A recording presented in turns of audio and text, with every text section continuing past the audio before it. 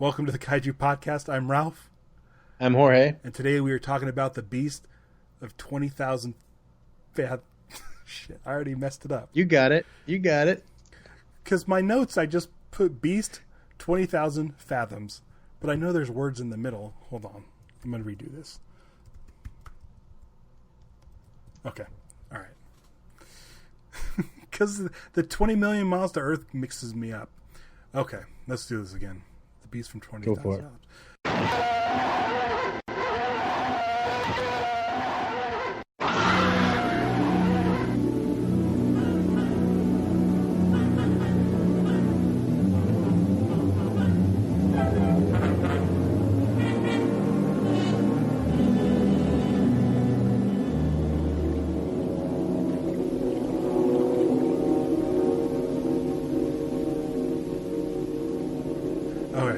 Welcome to the Kaiju Podcast. I'm Ralph. I'm Jorge. And today we're talking about the beast from 20,000 fathoms.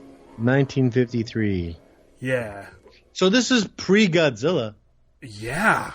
I read a thing where this movie got inspired by, they did a re-release of the 1930s King Kong in 1952. Okay. And so then they're going to make this movie. And then they had the script, the director of the script of this movie. And he's friends with Ray Bradbury. He visited him and says, hey, take a look at this script. Is there anything you can do to help the script, basically? And he read it and was like, oh, this kind of reminds me of this story I wrote called The Beast of 20,000 Pounds. I forgot what the original movie was called. And it's like, it reminds me of a movie I wrote called Beast of 20,000 Pounds where a beast... Where a dinosaur attacks a lighthouse. And I was like, oh, okay, that kind of explains it. Because, like, there is this, when you see that scene with the lighthouse, you do get the feeling that this movie was made so they could do that scene. That scene is incredible. Yeah. It is. Yeah, the attention to detail on that scene, like, oh my gosh. There is amazing this is the detail in that puppeting is amazing. Right. So I wasn't terribly excited to watch the movie just because I knew that the monster just looked like a dinosaur, sort of. Yeah. But the puppet is so good looking. It's so good. It blinks the way he taking the time to get it to blink and stuff. Amazing. The animation on it, the design of it, and the construction of it, it's a really good, slick looking monster. Like this is from the director of Giant Behemoth, and also Ray Harryhausen did that. This blows that out of the water. This monster, like, although it looks kind of just like an iguana, it just looks so good. Like the different textures on the neck. And then on the shoulders, like all the scales and stuff, everything looked amazing, and the animation was really good. Anytime the creature was on screen, I was like fixated. There's not a lot. It's definitely backloaded. Movie. Yeah. Okay. Just wanted to so while visiting his friend Ray Harryhausen on set, Ray Bradbury was given a copy of the script, which was going under the working title Monster from the Sea, and was asked if he could possibly do some rewriting on it. And after reading the script, he remarked about a scene in the story which features the monster destroying a lighthouse that seemed very similar to a short story he had published in the Saturday Evening Post several years earlier called Beast from 20,000 Fathoms. And then he got a telegram offering to buy the film rights to that story for $2,000 the next day. Probably to avoid any sort of legal stuff, I'm assuming. So, okay, we open up in the North Pole. And I kind of liked all this stuff. I thought it was really fun. So, I recognize James Best as one of those guys at the very beginning. I don't know James Best. He was Roscoe P. Coltrane. Oh, shit. And the Dukes of Hazzard. He was in that movie, The Killer Shrews. I haven't seen that. And I saw him recently on like an episode of Andy Griffith's show. But he's like he was just like just like a gig actor here and there, until he finally got Roscoe P. Coltrane, or everything else was just kind of guest stars, as far as I know. He might have had something before that, but I don't really know his career that much. But I was like, that looks like, and it wasn't listed in IMDb, and then I found it later, looking up like at the trivia or something about it. 10 minutes in, we get a dummy, and it made me so happy. The dude that falls into the crevasse. Into the crevasse. He's like, it just looked like they just tossed a dummy over the side, and it just kind of hits with a thud. Yeah. It was like the perfect height for the most comedic effect. Like, it just was hilarious. Like, just when you realize it's a dummy, it just hits and splat. It was great. This reminded me a lot of what was the other Eugene Laurie movie we watched? No, it reminded me of The Behemoth? A little bit. There was definitely stuff like, I guess it's more towards the end. The panic in the street stuff. Yeah. Definitely felt like Gorgo and Giant Behemoth. Yeah. Like, Eugene Laurie is the dude to go to for that stuff. I also liked how this was like maybe it was shot in a colder time. Like, everyone had overcoats on. Mm-hmm. It just kind of looked cool seeing all these like overcoats running through the city. Yeah. They had the great collapsing building with the bricks falling on people. Right. That's like rad. A Eugene Laurie staple. That's a classic. The boat attack at the beginning, I really enjoyed the boat attack. Yeah. Because it's the stop motion beast.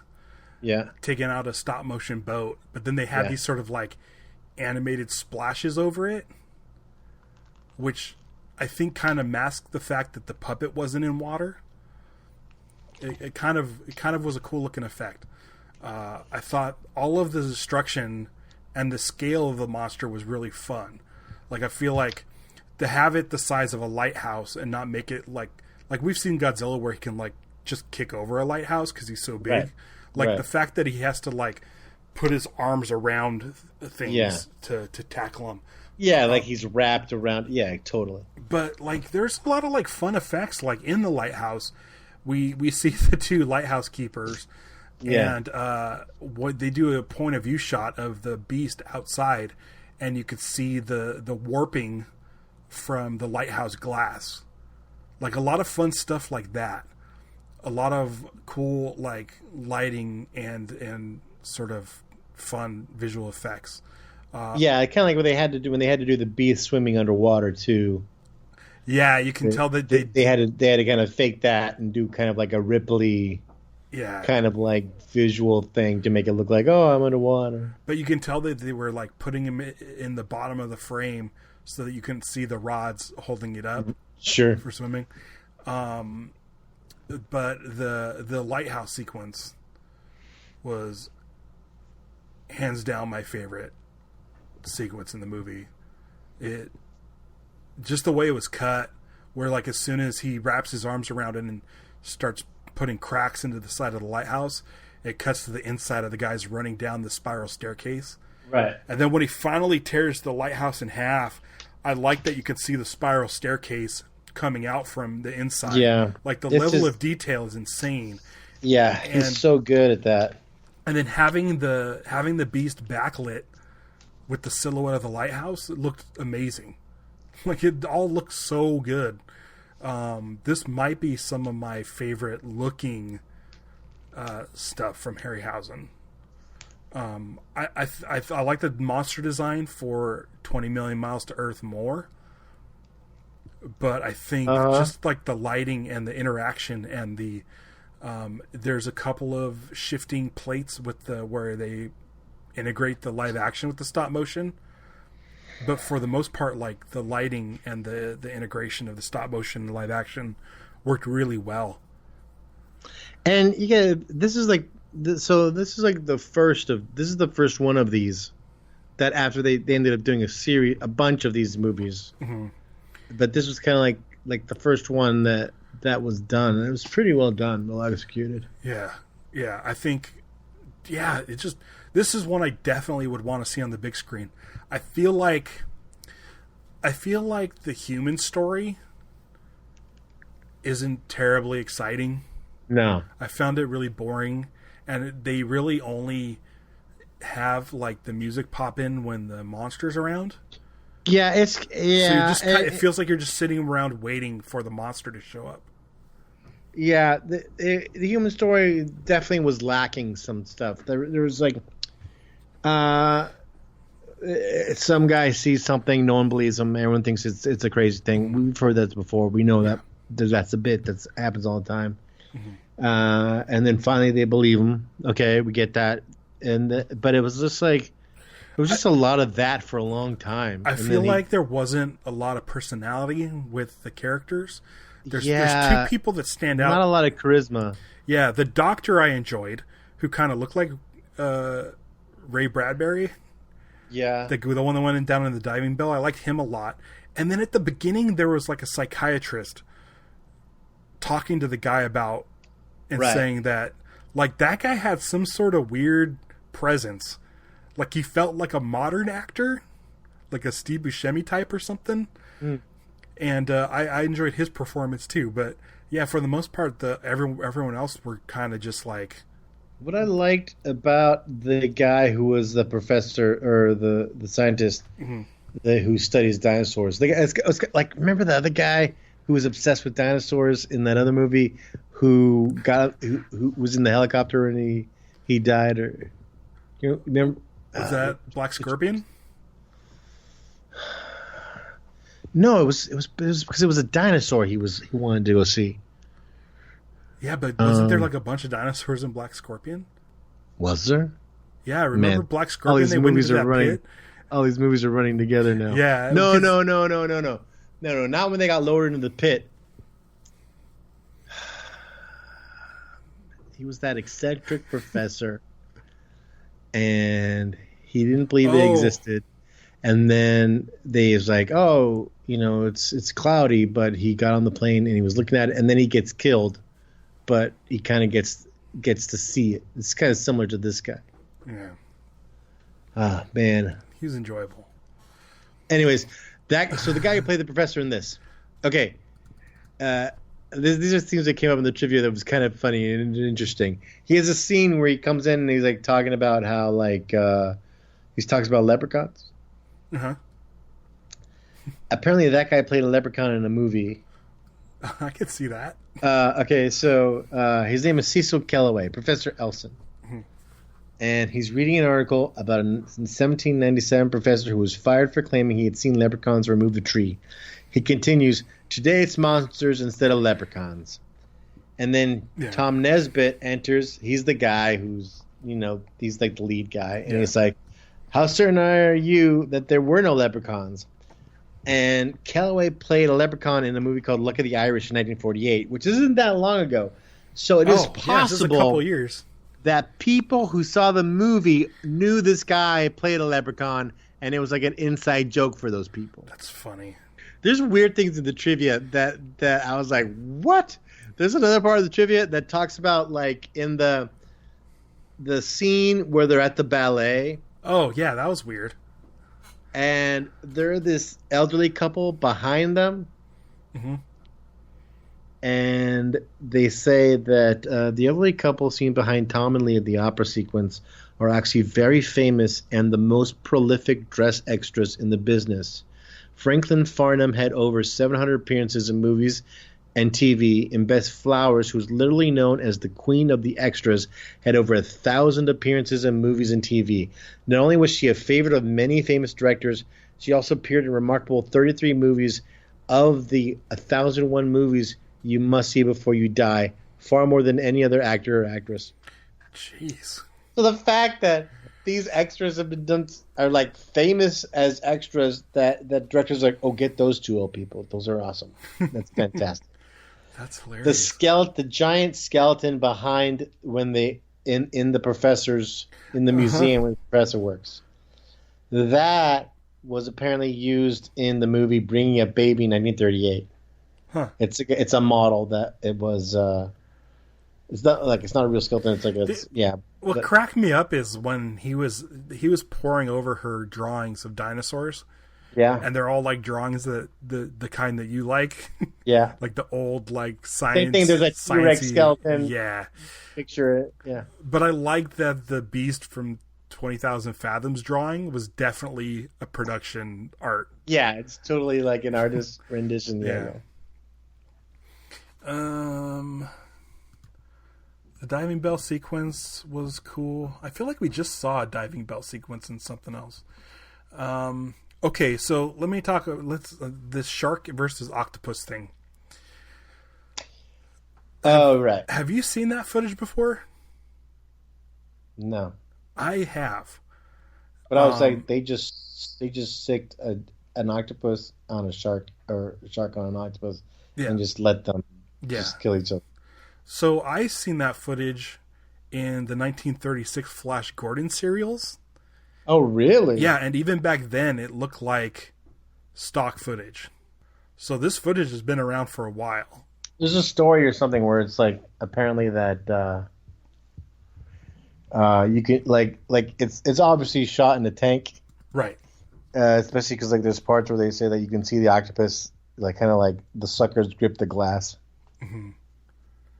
Yeah, in Flash Gordon, he's in the ocean. And he just keeps cutting away to him, being just afraid of these two things fighting. People to look at. Yeah, it's weird. It's weird that this is like already old footage by this point, and they're using it in the movie. Yeah, it was kind of interesting, weird. So my next note is in New York at the docks. Mm-hmm. And the beast pops up, and from this point on, I think we got like a half hour left. It's nonstop awesome stuff happening.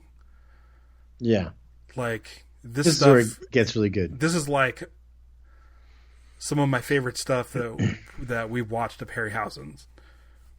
Like the people, the destruction, the integration with the monster into the live action and stuff.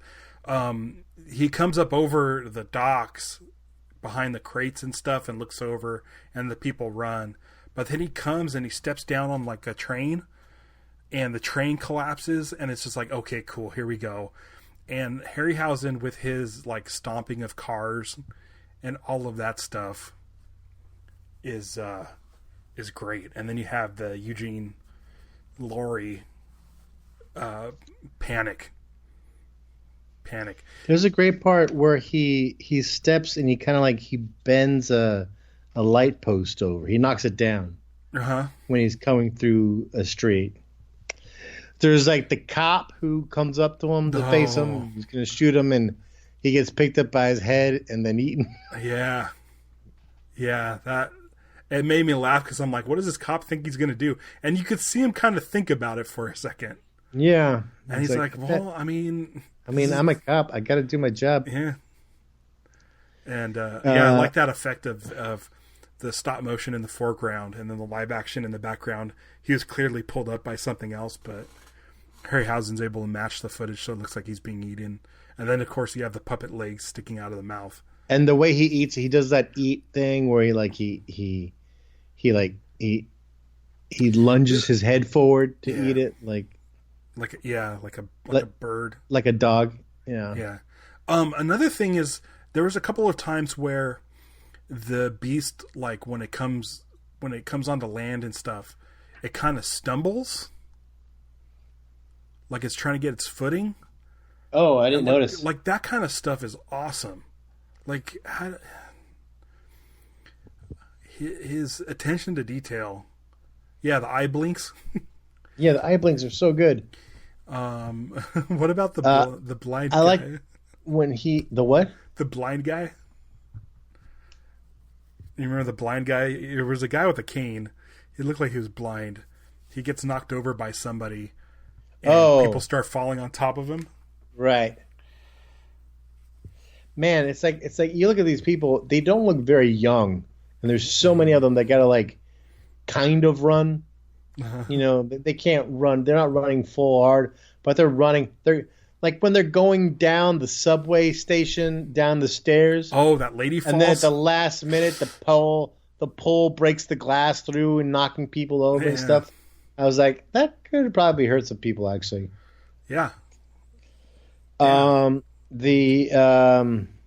the beast goes through the building, you know, classic, Mechagodzilla fashion, just is that when building? Is that when the group of guys like go around into the alley? Yeah, they all kind of let's all huddle against this wall here, and it just collapses on them. Just right on all of them. The cops with the shotguns, those guys were awesome. They're the big long jackets and stuff, and they're just all out in the street firing shotguns at the beast, which wouldn't do anything to it, but it was still cool looking. I like they call that guy Bazooka Man. Bazooka Man, fire with the gentle taps on the helmet. Yeah. So this is something I hadn't seen before. Like, I'm familiar with this creature. I've seen like this creature in the streets and stuff. You know, a lot of times you'll see this like on a TV in a modern movie, like some other Warner Brothers property. They're like, we want it to look like they're watching something old, so they'll just like grab this. Right. I don't think I've ever seen the roller coaster stuff before. I don't think so either. Probably because the guys like the monster's kind of hidden a bit behind the structure of the roller coaster. Yeah, that whole. I mean, if you're gonna use a clip for this movie, you got to use the lighthouse probably first, right? Or the people running in the street as he's plowing through, working his way through the street.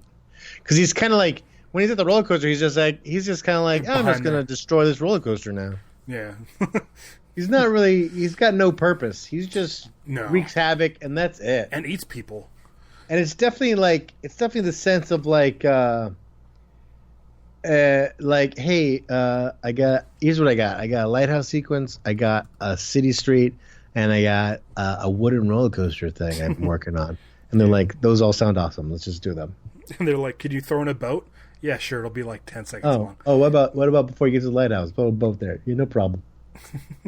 One of the things we didn't mention is that the bazooka guys draw blood, and there's these big old blobby blood drops. Yeah, in the city streets, and it makes people sick. It's like irradiated or something.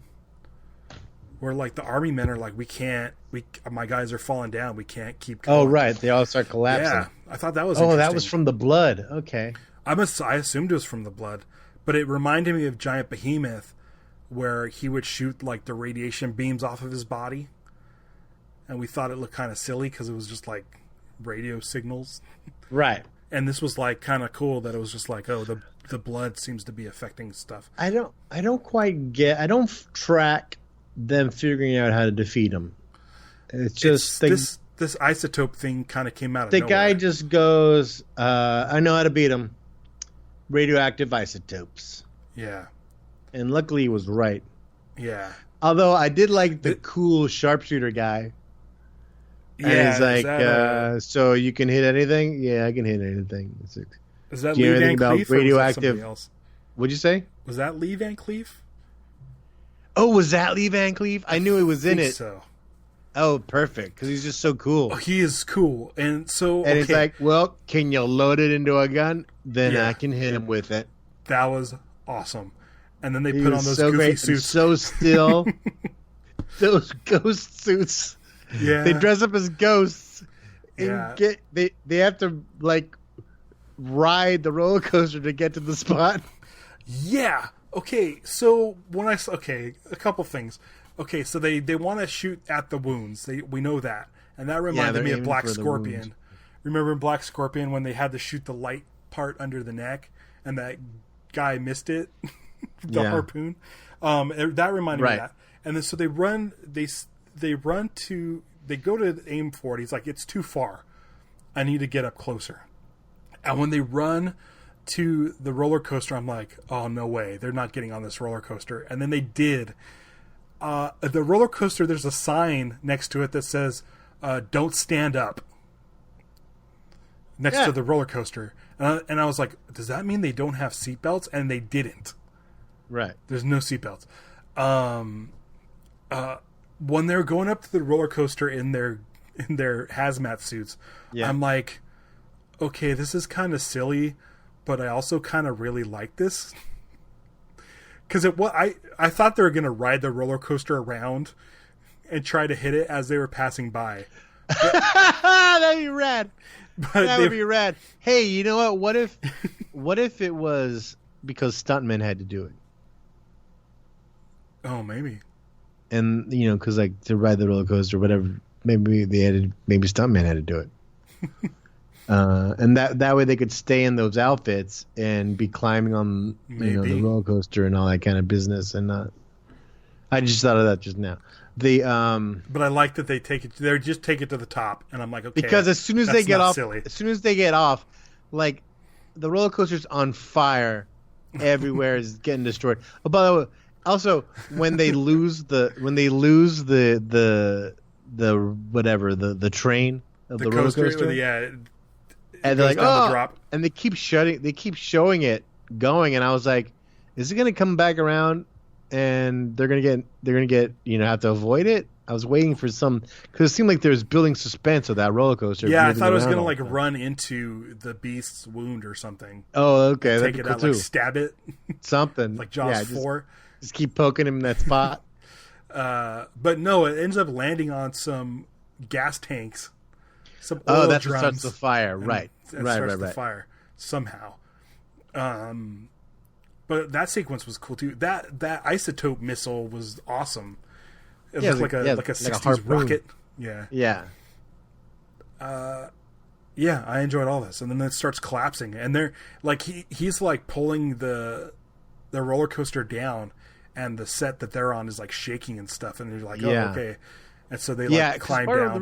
The reason you think that maybe it was stunt guys, because as soon as they get off the roller coaster, they take their heads off. They take off and I'm like, they're still like right next to the fire. It's probably filling everything with smoke. Why would you take it off there? Why would you wait till you went and cleared it? Also, and it's like, because we're actors, we got to show our faces. Also, if you're a lady that wants to hug one of those guys, don't hug the suit. That's the thing that's covered in radiation or whatever. Oh, good call. Yeah, she just goes up and hugs him, and I'm like, yeah. And you know what I really loved about this movie was the sound the monster made when it got shot. Oh, the cries. Yeah, when he first got hit with the bazooka, he has cried. Yeah. And then they get him really good with the radioactive isotope missile. Cry so hard. I was like, oh, that sound like real pain. Yeah. It actually made me empathetic for him, That's the thing what sells this monster too is the sound effects. I think this is great. I love this movie. The human stuff would, if it was just a little bit better. Yeah, just a little more charisma. Yeah. From the actors. Swagger. There's no swagger. A little more chemistry between the man and the woman. Yeah. Just a little bit more could have done it. Yeah. But I really liked it. And I was so impressed with the construction of the monster that I started thinking about our lists of monster designs. Oh, yeah, okay. But he kind of reminded me of Varen a little bit. Yeah. With the spikes on the back and the... yeah. I like how they said something to the effect of, it's only got like one set of dorsal spines or whatever they said. Oh, yeah, like, we were wrong. Yeah, that was great. Yeah, I was like, that little bit of info, it's like, that's funny. Like, I was like, that's a cool. Nice little piece of, so what do you think? Would you if it was the exact same monster, essentially, like if the monster looked exactly the same, mm-hmm.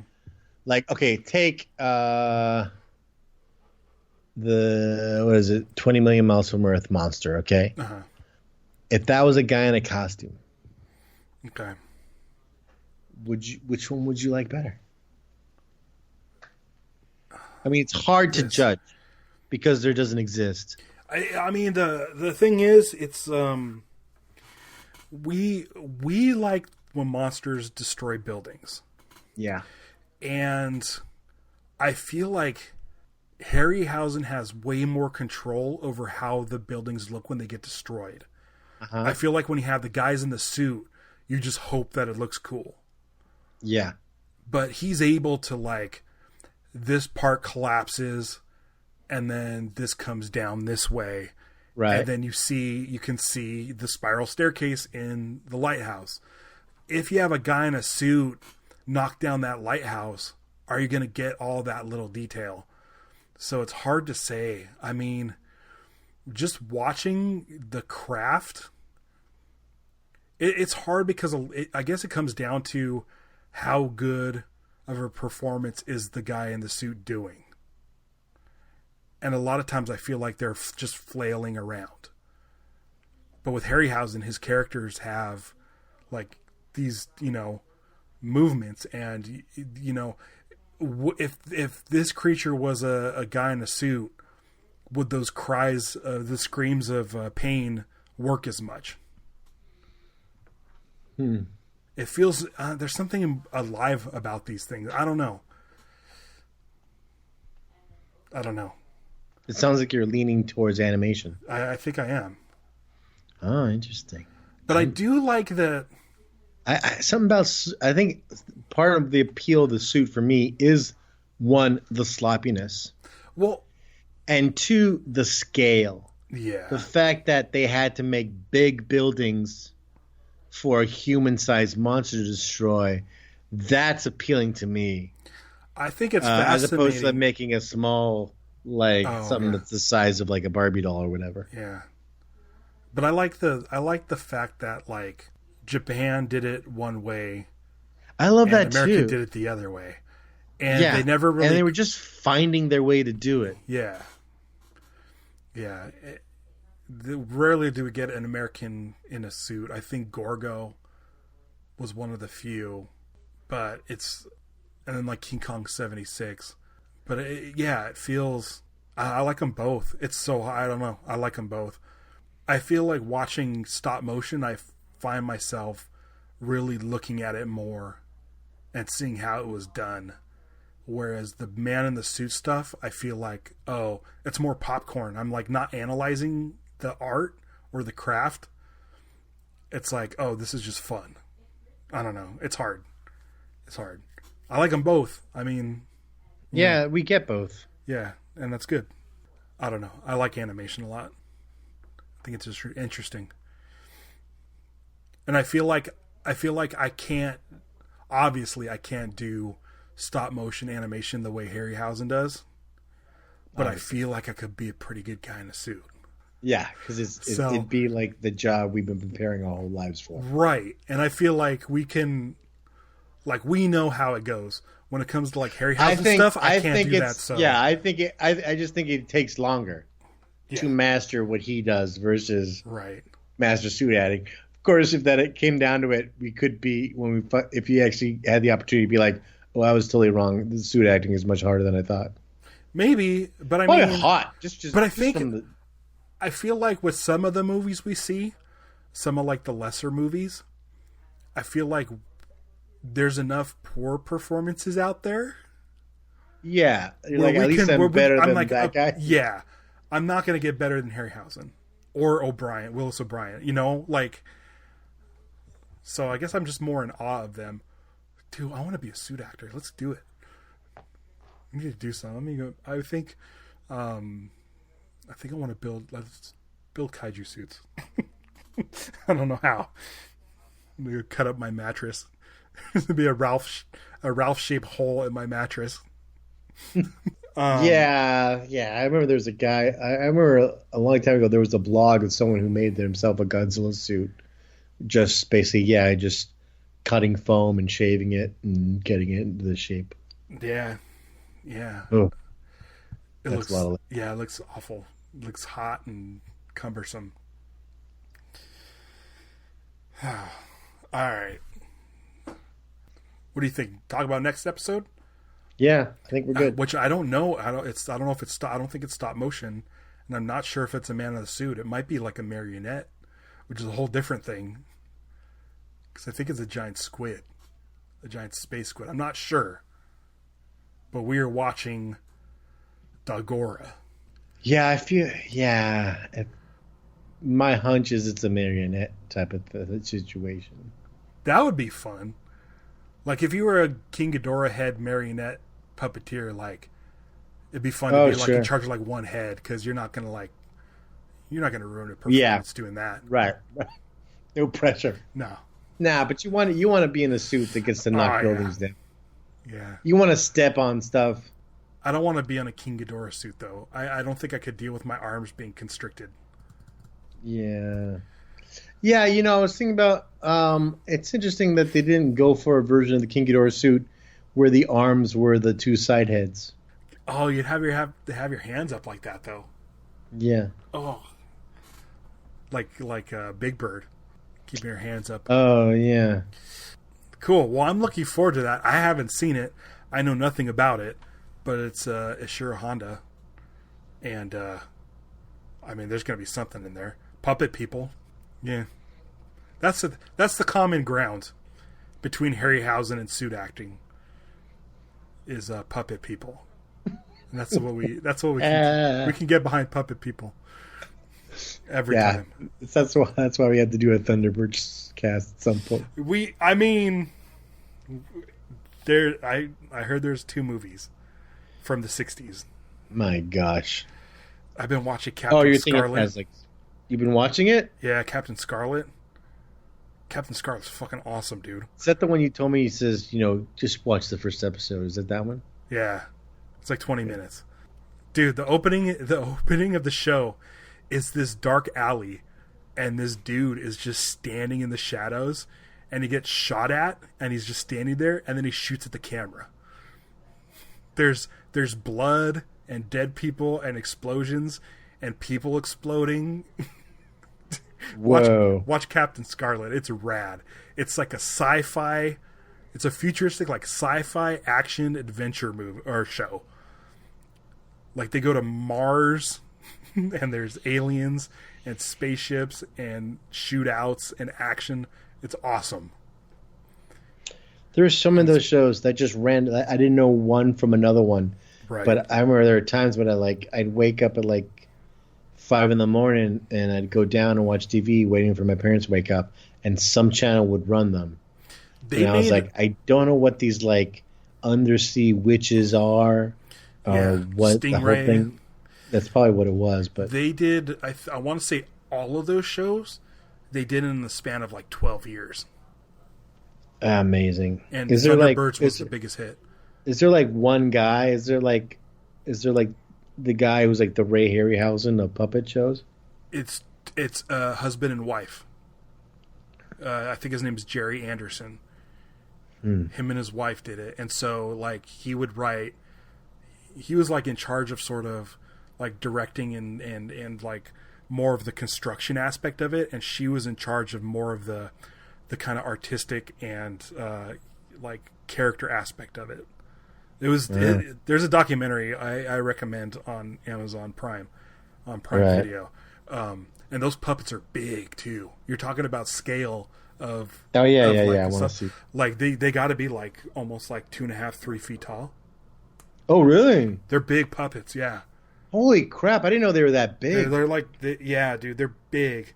That means the ships have to be huge. They would come up to my waist. Well, I mean, they're different scales. Like they have like, they have like little versions to ride in the ships. Yeah. Oh, and then they show how they make them go up like runways and roads and stuff. Watch the documentary. But if my recommendation is watch the first episode of Captain Scarlett first. It's like 22 minutes because there's stuff in the documentary that spoils insane stuff. Okay. Okay, cool. I might go actually watch Captain Scarlett now. Did I already do Until Next Time? No, we haven't. Oh, all right. Dagora. Dagora, that'll be on kaijupod.com, where you also get our Facebook, Twitter, Instagram, and YouTube. And then until next time, I'm just going to go huddle up in this alley up against this brick wall. We did. I'm going. I'm gonna go and I'm gonna go work on that dinosaur skeleton.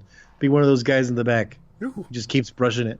Did the back of that area look like the Batcave from the '60s Batman? I don't know. It just looked like almost like a studio warehouse. All right. Cool. All right. I'm seriously. I'm gonna go watch Captain Scarlett episode. All right. I'm on episode 4. All right, I'll watch the first episode. Okay. Cool. All right.